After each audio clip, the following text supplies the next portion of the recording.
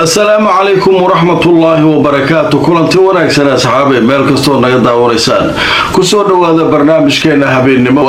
Haddaba barnaamijka waxaanu ku soo qaadanaynaa wararkii ugu waaweynaa ee soo dhacay intaynu kala maqnayn. Hogaamiyaha Xuuthiyiinta Cabdimalik al-Xuuthi ayaa goor dhaweyd si rasmi ah u sheegay in ay Xuuthigu weerari doonaan saldhig kasta iyo goob kasta oo Israa'iil ay ka timaado Somaliland. haddaba faahfaahinta hadal uu jeediyey Cabdimalik al-Xuuthi goor dhaweyd ayaynu barnaamijkeedu kugu haynaa. Maraykanka uu ku eedeeyey ciidanka ilaalada kacaanka Iiraan inay maanta weerar ku qaadeen markab barayay marinbiyoodka Hormuz oo markaa la sheegay in gantaal lagu dhuftay. haddaba markabkaasi muxuu ahaa, sideese wax u dhaceen, tafaasiil ku saabsan xiisada ka taagan marinbiyoodka Hormuz mar kale caawa ayaynu barnaamijka idinkugu faahfaahin doonaa. Netanyahu oo mar kale ku celiyey ciidankiisu inaanay ka saari doonin koonfurta Lubnaan, iyo Iiraan oo sheegtay inaanay warkiisaba ku jirin balse heshiiska Maraykanka ay la gashay in ay qayb ka tahay inuu ka baxo Lubnaan haddii kale xaalku uu xumaanayo. wararkaas ayaynu caawa barnaamijka kusoo qaadanaynaa. intaanu ku jirnana wixii warar soo kordha waan idinla socodsiin doonaa. inta oo mar kale u hanjabay Israa'iil. haddaba hogaamiyaha Xuuthiyiinta Cabdimalik al-Xuuthi ayaa goor dhaweyd warbixin lagu tilmaamay inay ahayd khudbad uu telefishinka shacabka Yemen uga jeedinayay. waxa uu ku soo daray in Xuuthigu ay bartilmaameedsan doonaan oo ay ugu tagi doonaan meel kasta oo Israa'iil ka timaado dhulka Somaliland. haddaba sheekadan oo ah sheeko aad iyo aad loo hadal hayo saacadihii la soo dhaafay ayaan idin tusinaynaa warbixintaasi wixii laga qoray. wakaalada wararka ee layiraahdo Sputnik ayaa waxay leedahay Cabdimalik al-Xuuthi wuxuu wacad ku maray inuu bartilmaameedsan doono joogitaan walba oo Israa'iil ay isku daydo inay joogto dhulka Somaliland. haddaba warbixinta way sii socotay. waxaa la leeyahay waxa uu wacad ku maray zaciimka ama hogaamiyaha xarakada Ansaarullah ee dalka Yemen Cabdimalik al-Xuuthi maanta oo Khamiisa wuxuu sheegay in ay bartilmaameedsan doonaan Israa'iil kasta oo yimaada dhulka Somaliland. wuxuuna uga digay waxa uu ku tilmaamay isku dayga Israa'iil ay ku doonayso inay ku qabsato marinada badda istaraatiijiga ah ee gobolka. hadal uu telefishinka uga jeediyey taageerayaashiisa jamaacada ayuu ku sheegay in xaaladda ay isha ku hayaan Somaliland. wuxuuna sheegay in Israa'iil ay markaa doonayso inay isku ballaariso meelo ku dhow khaliijka, balse wuxuu sheegay inaanay marnaba aqbali doonin Israa'iil inay ku soo dhawaato Baabalmandab. waxaana uu sheegay mar uu allaalay marka Israa'iil ay timaado halkaas in iyaguna ay gantaalaha ku garaaci doonaan. Somaliland marka wara haysta meeshaas. Israa'iil hadday halkaa timaado Xuuthi waxay leeyihiin nagta ka saarina. su'aala marka jirta, Xuuthi ma weerari karaa Israa'iil? shaki kuma jiro. meelay Israa'iil joogto ma aadi karaa? oo wuxuuba weerarayay eeraboorradoodii Bangorion iyo Tel Aviv iyo nagta ka saaray. meeshan marka u dhow oo Somaliland badaheeda iyo xeebaheeda ah miyay u daahayaana la leeyahay maya. marka halkaa marka waxaa leeyahay Israa'iil hadday timaado khatar fara badan halkaa ka iman karta. nimanka Xuuthiyiintu waa niman marka waxa ay sheegaan way ka dhabeeyaan. sidoodabana waa saas. Iiraaniyiinta iyo Xuuthiyiinta iyo Xisbullah iyo nimankan Shiicada ah waxooda waxay sheegaan way ka dhabeeyaan inta badan. halkaa haddii saasaa ku samayso waa weeraraynaa, waana weerarayaan, wax ka dhaxaya malaha.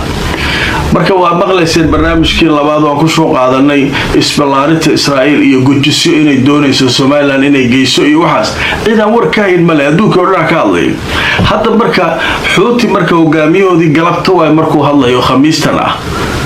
awal warar kale la sheegay laakiin warka officialka Xuuthiga galabta ayuu si rasmi ah ugu dhawaaqay uu yiri waa bartilmaameedsanayna hadday halka lugta soo dhigaan. drones iyo gantaalo labadaba way awoodi karaan inay ku garaacaan alle.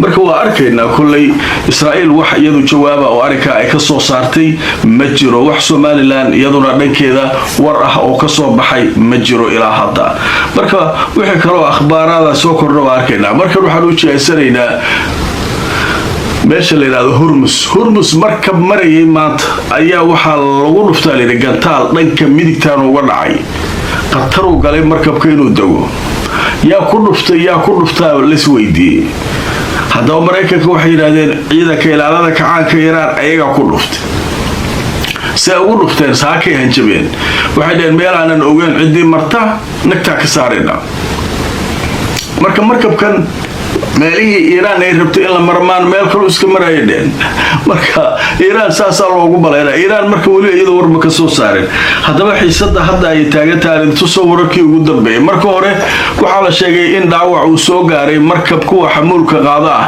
kadib markii gantaal aan la garanayn uu kaga soo dhacay dhanka koonfur bari ee dekada saldanada Oman isagoo ku dhow ayaa gantaalku ku dhacay hay'adda dhanka badaha qaabilsan Britain ayaa sheegtay in shilkan uu ka dhacay 7.5 mayl meel u jirta biyaha badda koonfur bari ee dalka Oman hadaba markabkan ayaa waxa la sheegay in ay markaa dhibaato soo gaartay laakiin dadkii la socday ilaa hadda aan la soo sheegin wax dhibaato ah oo markaa dadka soo gaaray markabka saarnaa waaye sheekada marka markabkaas yaa wax ku dhuftaa leeyahay Mareykanka marka mas'uuliyiin ka tirsan si toos ah ayay ciidanka ilaalada kacaanka Iiraan caawa dusha uga saareen wixii meesha ka dhacay aanidii tusoo mas'uuliyiin Mareykan ayaa ku eedeeyay ciidanka ilaalada kacaanka Iiraan inay weerar ku qaadeen markabkii marayay maranbiyoodka Hormuz sida caawa uu qoray wargeyska la yiraahdo Wall Street Journal ee Mareykanka ka soo baxa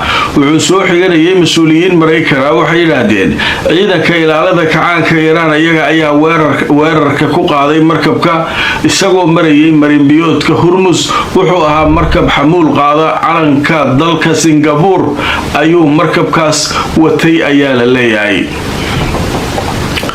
way marka hawshaas halkaas marka maraysa marka meeshaas markii ay wax marayaan qaramada midoobay maalmahan waxay ka shaqeynaysay shaqaalihii ku go'doonsanaa maraakiibta ee kumanaanka ahaa ilaa 12 kun lagu sheegay inay soo daabulayeen shaqadii daabulida shaqaalihii maraakiibta kale ee meesha ku xaniban la socday oo qaramada midoobay ay wadana waa la joojiyay leeyahay hadaba sida warbixinta lagu sheegay waxa hakad la geliyay daabulidii maraakiibta dadkii la socday ee ku xanibnaa maraakiibta dushooda Hormuz meesha la leeyahay si ku meel gaar ah bal inta xaaladan ay ka dagayso oo xiisadan Hormuz ka soo cusboonaatay way marka ilaa hadda aan idin la hadlayo wax jawaaba oo Iiraan ay ka bixisay ma jirto arintaas Netanyahu ayaa mar kale caawa ku celiyay inaanay ciidamadiisu ka soo baxaynin koonfurta Lubnaan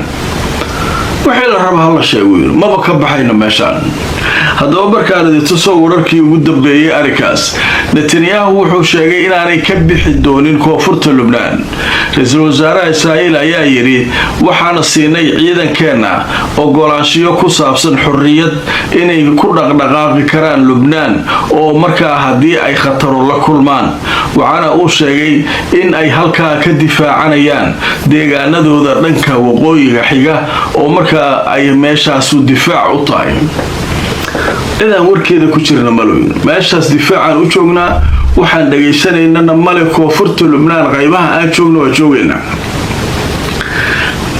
Iiraan u jawaabtay marka Iiraan ayaa war soo saartay hadaba marka masdar Iiraani ama warbixin dhanka Iiraan laga helay caawayana waxay sheegeen ka bixitaanka Israa'iil ee Lubnaan waa shardi qayb ka ah heshiiska kama dambaysta ay Mareykanka la galeen annaga ninka warkiisa ma rabnaa waa jooga iyo waa baxa iyo annaga asaga miya heshiis la galnay ma annaga waxay raadeen ka bixida Lubnaan Israa'iil ay ka baxayso shuruudaha ka mid tahay heshiiska Mareykanka aan la galnay asaa laga rabaa maraykanka suu uga saari lahaa netanyahuna ma ka baxayuu leeyahay. marka sheekadaasu marka halkaas isaga xiratahay. haddaba barnaamijkaygii caawa intaa ayaanu kusoo gabagabaynaynaa, laakiin waxaanu xusuusinayaa maanta barnaamij labaad oo waxaa jiray barnaamijkaygii labaad. sheeko la yaab leh oo aad u xiiso badan ayaa ku jirtay oo ku saabsan ishubaynta wadamada gobolka bariga dhexe iyo mid walba hubka uu dalbaday iyo sida xaaladu tahay. waa barnaamij aad u xiiso badan oo waqti badan aan gelinay. dadka aadka u xiiseeya arrintaas barnaamijkaygii labaad ayay ka daawan karaan. intaan mar kale kulmayno iyo barnaamijyo kale haddii alla idmo. nabadgelyo.